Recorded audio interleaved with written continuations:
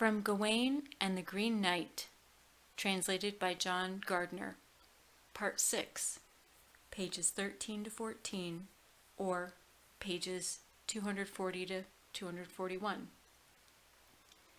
On New Year's Day, Gawain must go to meet the Green Knight. Wearing the green sash, he sets out before dawn.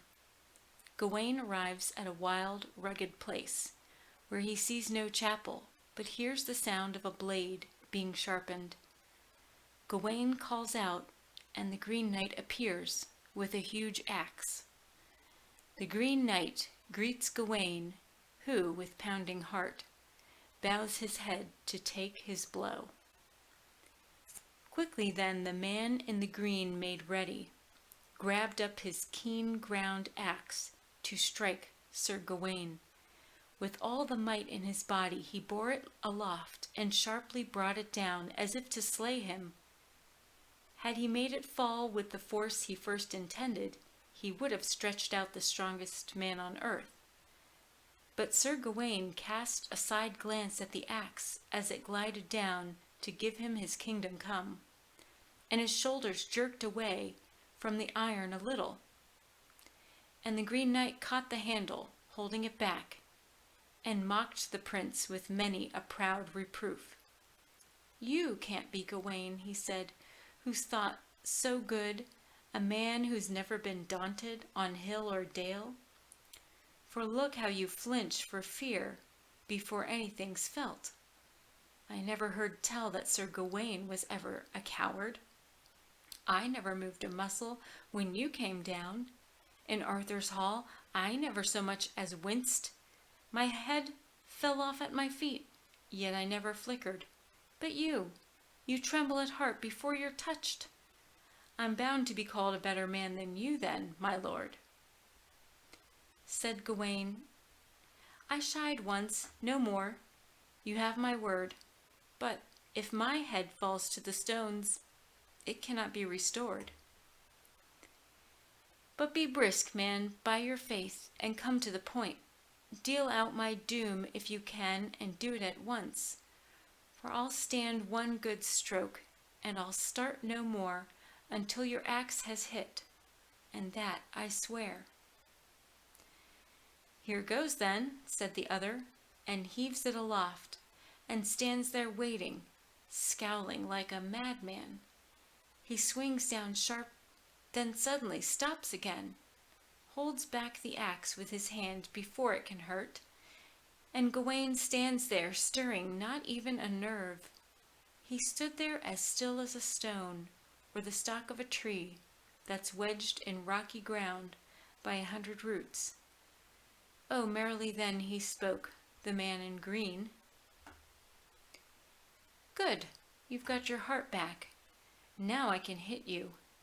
May all that glory the good King Arthur gave you prove efficacious now, if it ever can, and save your neck." In rage, Sir Gawain shouted, "Hit me, hero! I'm right up to here with your threats. Is it you that's the cringing coward after all?" "Whew," said the man in green, "he's wrathful too. No pauses then, I'll pay up my pledge at once, I vow." He takes his stride to strike, and lifts his lip and brow. It's not a thing Gawain can like, for nothing can save him now. He raises that axe up lightly and flashes it down, and that blinding bit bites in at the knight's bare neck.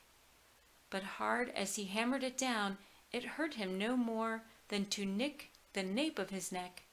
So it split the skin, the sharp blade slit to the flesh through the shiny hide, and red blood shot to his shoulders and spattered the ground. And when Gawain saw his blood where it blinked in the snow, he sprang from the man with a leap to the length of a spear. He snatched up his helmet swiftly and slapped it on, shifted his shield into place with a jerk of his shoulders, and snapped his sword out faster than sight, said boldly, and mortal born of his mother that he was, there was never on earth a man so happy by half. No more strokes, my friend, you've had your swing. I've stood one swipe of your axe without resistance. If you offer me any more, I'll repay you at once, with all the force and fire I've got. As you will see, I take one stroke, that's all, for that was the compact we arranged at Arthur's hall. But now, no more from me.